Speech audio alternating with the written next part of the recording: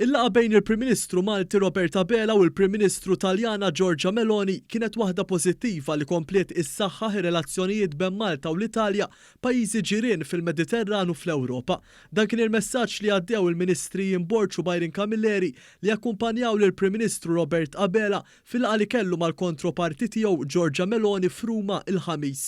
Il-Ministru għall-Affarijiet Barranin u Ewropej u l-Kummerċ Jimborċ għal iż-żewġ mexxejja kellhom diskussjonijiet dwar temi komuni kemm maż-żewġ pajjiżi u anke għar-reġjun fosthom il-migrazzjoni, l-enerġija u d-difiża. Naħseb kif qalu l-Prim Ministri infushom Abela u Meloni kienet laqa importanti ħafna bejn żewġ pajjiżi illi r-rispett u anke l-affinità li hemm bejn Malta u l-Italja forsi nieħduha tant for granted iżda fil-verità rridu nibqgħu naħdmu fuqha ħalli ntejbuha.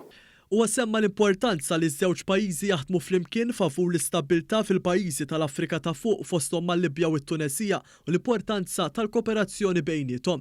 Il-Ministru Jimborċ għal hemm impenn bejn iż-żewġ pajjiżi biex jingħalqu darba l dejjem it-taħdidiet dwar il-blata kontinentali, kwistjoni li la tkun diskussa. Minnaħa tiegħu il-Ministru għall-Intern, is-Sigurtà, Riformi u l-Ugwaljanza Bajrin Camilleri għal il-laqgħa tal-ħamis u ried ir-relazzjoni tajba li għandhom il-Prim Ministru Roberta Bela u l-Prim Ministru Taljana Giorgia Meloni. Matul din il-laqgħa anke kien hemm ftehim anke li ħankomplu nimxu l-qudiem b'ħidma fil-qrib mal-Italja fuq diversi miżuri, sew jekkux fl-enerġija, sew jekkux fl-immigrazzjoni u sew jekkux fuq id-difiża u nkella affarijiet oħrajn. Dan jawgura tajjeb għal żewġ pajjiżi ġirien li rridu naħdmu flimkien sabiex fl-aħħar mill-aħħar ingawdu tnejn minn din il-ħidma konġunta.